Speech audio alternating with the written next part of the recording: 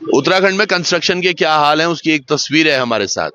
अभी रुद्रप्रयाग जिले के रामपुर में हैं हम अभी, और ये मुख्य एनएच मार्ग है जो केदारनाथ के लिए जा रहा है। यहाँ से कुछ ही दूर पर अब सीतापुर और सोनप्रयाग है, लेकिन ये देखिएगा ये किस तरह से यहाँ पर काम किया जाता है और गुणवत्ता इसकी किस तरह से है। ये देखिएगा, ये मतलब सब आदमी लगे हुए हैं कि किसी तरह लूटा जाए, उत्तराखंड बर्बाद किया जाए, ठेकेदारों को पैसे मिल जाएं।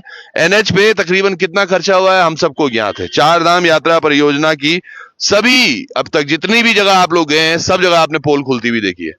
समझिएगा ये किस तरह से दिया गया होगा। ये सरिया इसकी देखिएगा, अगर मैं खाली ये देखूं यहाँ सरिया टूटी हुई भी नहीं है, ये आपस में कनेक्टेड ही नहीं है ये रॉड, तो ये कैसे इसको संभाल पाएगी। और सबसे बड़ी बात है ये सीमेंट किस तरह से है, क्या मसाला लगा रखा है। अब दरअसल हुआ क्या, ये खबर क्यों मैं आपको दिखा रहा था, क्यों महत्वपूर्ण बन जाती है।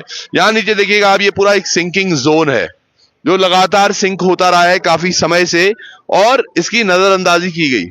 ये सड़क जहां से ये गाड़ी आ रही है, थोड़ा आप आगे आएंगे तो मैं आपको बताऊंगा। ये जब गाड़ी यहां से आई है, आप देखिएगा यहां पर क्या हाल है, और ये सड़क इसी के पैरेलल थी और वहां कनेक्ट हो रही थी। अब ये पूरा नीचे धंस रहा है।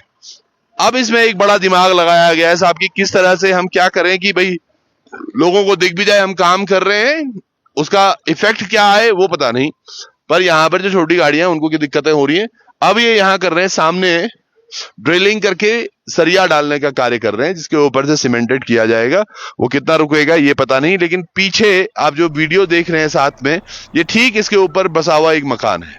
इस मकान की जो हालात है वो आप देख पा रहे होंगे कि किस तरह से दरारें आ रही हैं केवल ये ड्रिलिंग करने से।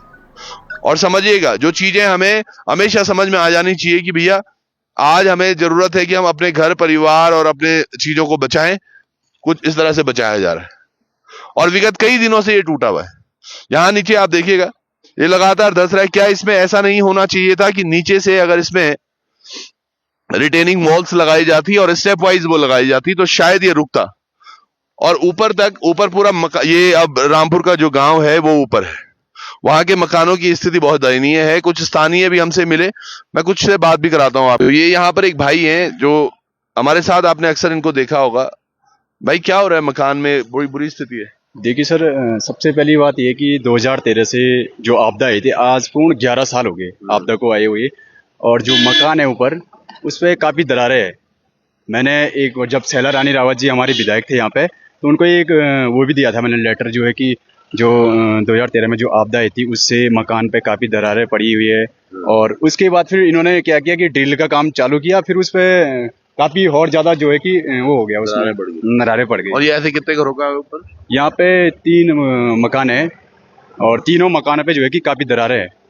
आप समझिएगा ये रामपुर में यहाँ पर अभी 3 तारीख को डोली आने वाली है बाबा केदार की। हम बात करते हैं कि बाबा केदार का आशीर्वाद, लेकिन जब तक ये तमाम चीजें चलती रहेंगी, ये जो दोहन हो रहा है हमारे पहाड़ों का और हमारे पहाड़ियों का, अगर ये होता रहेगा तो कैसे आम आदमी एक अपनी जिंदगी जी पाएगा। आज इनकी मकान है, कल औरों लोगों के मकान होंगे। दूसरी बात ये कि एक हॉस्पिटल भी था नीचे पे, ये अभी इन पे ये हॉस्पिटल था 2013 में क्षतिग्रस्त हो गया था। ये यहाँ पे काफी बड़े जो है कि 3 मंजिला 4 मंजिला होटल था, वो भी क्षतिग्रस्त हो गया था। और इस पे जो है कि गवर्नमेंट को संज्ञान लेना चाहिए कि जो है कि एक तो रोड का काम जो एनएच तो यहाँ अभी हॉस्पिटल नहीं है, अभी हॉस्पिटल की कोई व्यवस्था नहीं है यहाँ पे। ये हमारी सच्चाइयां हैं। अब आप बोलते हैं कि हमने बहुत तरक्की कर दी साहब, समझिएगा मैं हमेशा जो बोलता हूं ना उसके पीछे तथ्य हैं, कारण हैं। ये हमारे दोहन हो रहे हैं, हमारे हॉस्पिटल्स जब टूट गया उसको बनाया नहीं गया, तमाम चीजें जो हो रही हैं आखिर क्यों और कब तक? आम आदमी कब तक सहता रहेगा, कब तक जाता रहेगा? अब कुछ दिन में ये ऊपर तक ड्रिल करेंगे, हम एक तस्वीरें आपको तब भी दिखाएंगे, कोशिश करेंगे कि हम वहां तक पहुंचे जहां ये कर रहे हैं और क्या इम्पैक्ट पड़ रहा है उन मकानों पर, उस पर भी नजर हमारी बनी रहेगी। तो होशियार रहना चाहिए एनएच को भी और डिपार्टमेंट को भी कि किस तरह से ये चीजें जो हो रही हैं आम जनता के हित में। ये देखिए ना आप, यहाँ देखो आप, ये क्या कंस्ट्रक्शन है और इसका लेवल आप समझिएगा, और ये कैसे पैसों की लूट हो रही है, किस तरह से चीजें हो रही हैं। और ये फ्री का पैसा है क्या किसी भी लेंटर को? ये मैंने हाथ से उखाड़ दिया, सोचिए, यकीन मानिए पहले नहीं उखड़ा हुआ था, मैं अगर और एक टुकड़े पे कोशिश करूं तो वो भी वैसे ही हो जाएगा। पर समझिएगा आप और चिंता करिए, हमारे यहाँ जो हो रहा है ना वो सब ठीक नहीं हो रहा है। ऐसे मत सोचिए कि रामपुर में हो रहा है, मेरे घर में नहीं हो रहा है। जिस दिन आपके घर पे भी होगा ना, कोरखी गांव है, देखिए वो पूरा नीचे आ गया, मचकंडी पूरा नीचे आ गया, तमाम गांव हमारे जहां जहां हमने खबरें भी देखी हैं, दिखाई हैं आपको, वहां सब जगह ये इशू है। तो आखिर कब तक हम झेलते रहेंगे? जुड़े रहिएगा। बहुत बहुत धन्यवाद। नमस्कार।